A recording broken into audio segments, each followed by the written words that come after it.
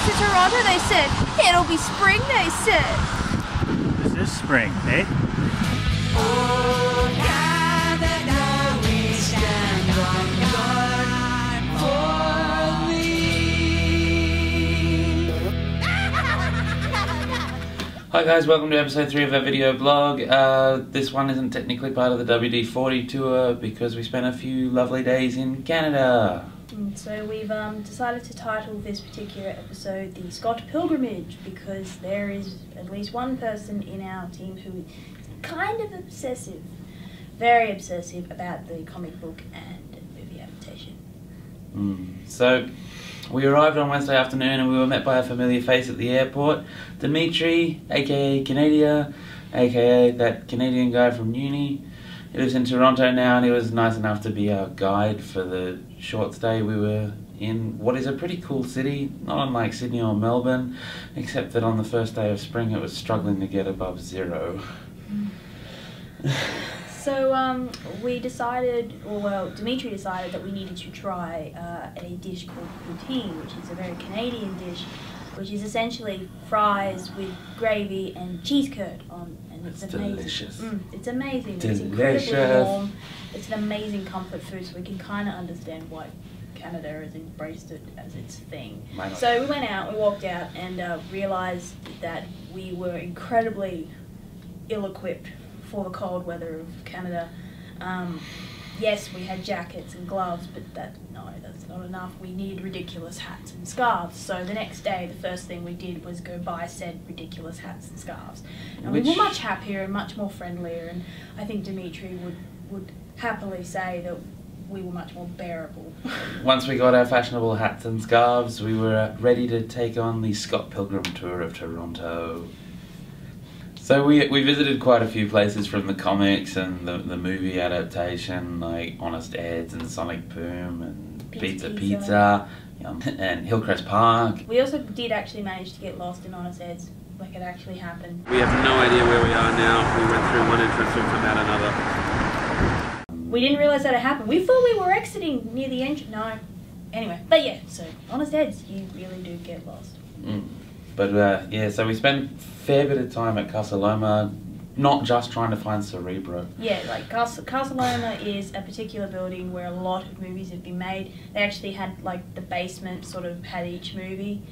We only cared about Scott Pilgrim and X-Men, but apparently there were other movies. There's quite a few. What? But it's also just a beautiful old castle. And Very it's pretty. very majestic and there's lots of interesting history in there, and so we looked around for quite a while. We then headed over to Second Cup, which is in the comics and the movies, but it was terrible. Not good. Not good at all. Not even the maple leaf cookie saved it. So we headed down to Goodwill and were quite disappointed when there was no couch with a do not sit sign. But it was really great. We had a great day discovering all the places, that are even though in the books. Snowed. Yeah, but it snowed in the books and in the movie. True, so it was added fake to snow the in the movie, though. experience or whatever. It was still snow and it sucked.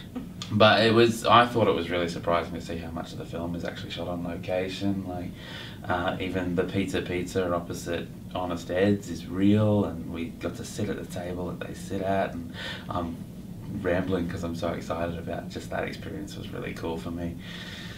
But I did do a pretty comprehensive blog on it, so you can check that out on the Tumblr. You don't have to listen to us babble on. You babble on. Me babble on. And then the next day I got really sick and I slept for most of the day.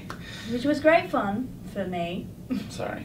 But he did manage to get up for a good 1 or 2 hours, and we managed to go up to the CN Tower, which was the tallest tower in the world for about 30 years. And you can go right up to the observation deck. There's actually 2 decks. There's the one we went on, which is the main one, and then there's a little bubble, which is something like another 37 stories higher than that, and no. Just no.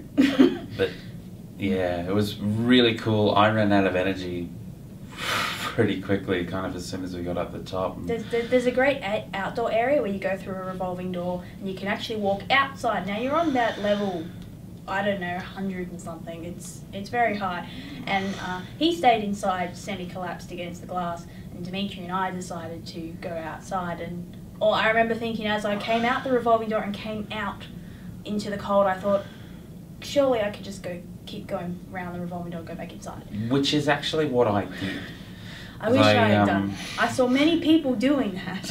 It would look pretty funny, I'm sure, but I thought I'll just go outside and take a look, and I got under the revolving door and I just went around and straight back inside. But it was very cool being up there. It was great. Apparently you can see Niagara Falls at night because of the lights, but no, we didn't see that. But we figured since we were in Toronto and we were heading to New York, it would be really silly of us not to go to Niagara Falls. So we hopped on a Greyhound and we went.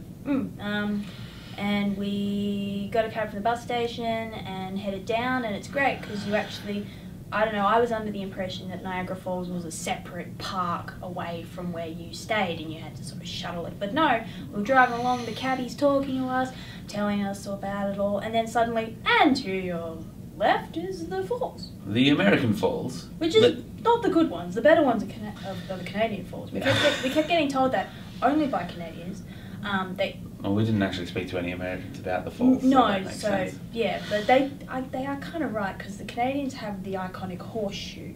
The American just has a straight, flat. It's good if you see the flat American one first, and then because you go, wow, that's amazing, look at that waterfall, and then you walk up to the horseshoe and you're like, wow, it's even bigger. I kind of think that if you saw the Horseshoe Falls first and then saw the American Falls, you just think, there's like a drain there. Yeah, is that like a mistake? But yeah, there was still a lot of ice in the river, which meant that we couldn't do the Maid in the Mist, which really wasn't that disappointing. I'm okay with that. And we were staying in a very swishy hotel, which promised us a falls view, and we were like, as you do when you read there, you go, oh yeah, sure. Yeah, it's going to be like that. View. No, it actually was right there. Right down. At night they light up the falls. They project colours onto it. We didn't even bother leaving our hotel room. We just sat and watched it from our room, and we could hear our neighbours in the neighbouring hotel rooms obviously doing the same thing, because when you'd hear it, you'd see it change colour, and then in the next room you'd hear a little boy go, "Ooh, it just turned red." But that's all for this episode. Next episode we'll be talking about our second visit to New York and our visit to Disneyland. Little kids in big kids clothing, Disneyland. But for now, you can follow us on the standard Twitter, Tumblr, Instagram, and we will see you next time. Thanks for watching. Bye. Bye.